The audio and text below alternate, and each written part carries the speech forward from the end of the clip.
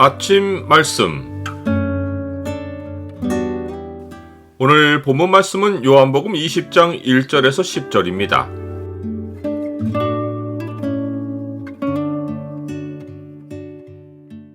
주의 말씀을 믿으면 주의 영광을 본다. 오늘 본문을 약속의 창으로 보면 우리가 어디에 믿음의 근거를 두어야 하는지가 보입니다.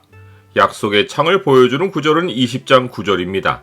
그들은 성경에 그가 죽은 자 가운데서 다시 살아나야 하리라 하신 말씀을 아직 알지 못하더라. 안식 후 첫날 일찍이 아직 어두울 때 막달라 마리아가 다른 여인들과 함께 무덤에 왔습니다. 마리아는 주님의 장례에서 미처 행하지 못했던 예식을 마저 마치려 했습니다. 예수님이 돌아가신 시간부터 안식일 시작 직전까지는 2-3시간 남짓이었기에 아리마대 요셉과 니고데모는 예수님의 장례에 필요한 최소한의 예식만 끝내고 안식일이 끝나기를 기다려야 했습니다. 그나마 아리마대 요셉이 주님이 십자가에 못 박히신 곳에 동산을 가지고 있었고 그곳에 자기 무덤을 파놓았기에 주님의 시체를 금방 옮겨서 서둘러 장례를 치를 수 있었습니다. 성경은 하나님이 자기를 사랑하는 자들을 위하여 예비하신 모든 것은 눈으로 보지 못하고 귀로 듣지 못하고 사람의 마음으로 생각하지도 못하였다 함과 같으니라 라고 했는데 예수님의 장례가 그 실례였습니다. 하나님은 우리가 미리 볼 수 없고 알 수 없는 미래를 완벽하게 준비해 놓으시고 역사를 이끌어 가십니다.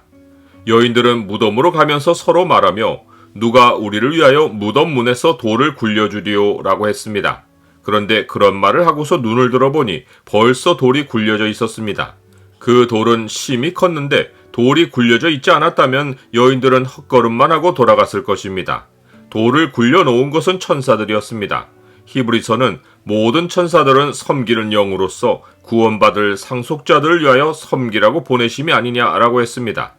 우리가 걱정하는 일이 사람을 통해 준비될 수 없으면 하나님은 천사들을 보내셔서 우리를 섬기게 하십니다.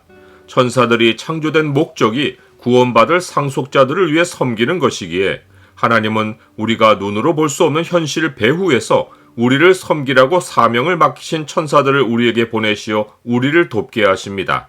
그렇다고 천사가 우리가 의지할 대상은 아닙니다. 오직 우리는 주님을 믿고 따르며 하나님은 하늘에서 우리를 도우십니다. 마태복음에 따르면 여인들은 무덤을 굴린 천사에게서 이런 지시를 받았습니다. 너희는 무서워하지 말라. 십자가에 못 박히신 예수를 너희가 찾는 줄을 내가 아노라. 그가 여기 계시지 않고 그가 말씀하시던 대로 살아나셨느니라. 와서 그가 누우셨던 것을 보라.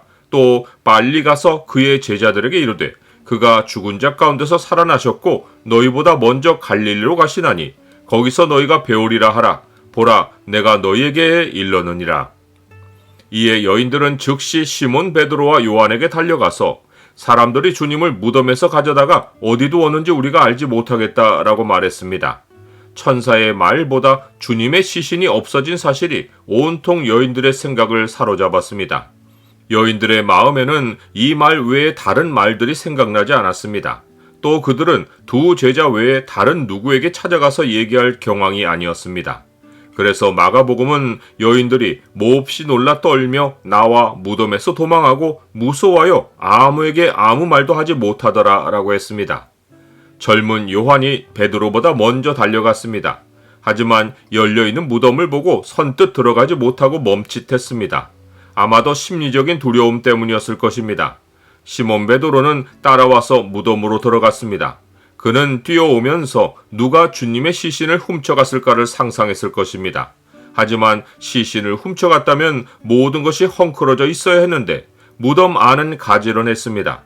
이때는 동이 트고 날이 어느 정도 밝았기에 베드로는 무덤을 찬찬히 살폈습니다. 거기에는 세마포가 놓여 있었고 머리를 쌌던 수건은 세마포와 함께 있지 않고 한쪽에 접어져 있었습니다. 베드로는 밖에 서 있는 요한에게 주님의 시신이 도둑맞은 것 같지는 않다고 소리쳤을 것이 분명합니다. 그때에야 무덤에 먼저 갔던 그 다른 제자도 들어가 보고 믿었습니다. 베드로가 시신이 도둑맞은 것 같지 않다는 결론을 얻었으면 이것이 주님이 다시 살아나신 증거라는 것을 깨달아야 했습니다.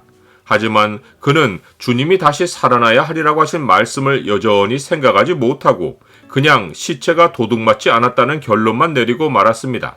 그러고는 두 제자는 무덤을 떠나 그냥 자기들의 집으로 돌아갔습니다. 나는 삶의 현장을 주님의 말씀과 연결하여 생각합니까? 두 제자가 무덤이 비어있는 것만 믿고 다시 살아나신 주님을 생각하지 못한 것은 삶의 현장을 주님이 하신 말씀과 아직 연결하여 생각하지 못했기 때문입니다. 그러나 하나님의 말씀은 반드시 그 말씀대로 삶의 결과를 가져옵니다. 주님이 내가 다시 살아나리라고 하신 대로 무덤은 비었고 살아계신 주님은 우리 안으로까지 찾아오셨습니다. 하나님의 말씀을 믿으면 세상과 다르게 미래를 보고 마침내 하나님이 하시는 일의 결과를 맞이합니다. 예수께서 이르시되 내 말이 네가 믿으면 하나님의 영광을 보리라 하지 아니하였느냐 하시니라.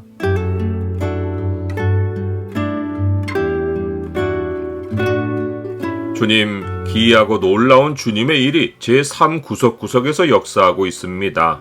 삶의 현장만 보고 살아계신 주님을 눈에서 놓치지 않게 하옵소서. 제 마음의 눈을 항상 밝히사 세상 모든 현장에서 주님이 역사하고 계심을 보게 하옵소서. 예수 그리스도 이름으로 기도드립니다. 아멘.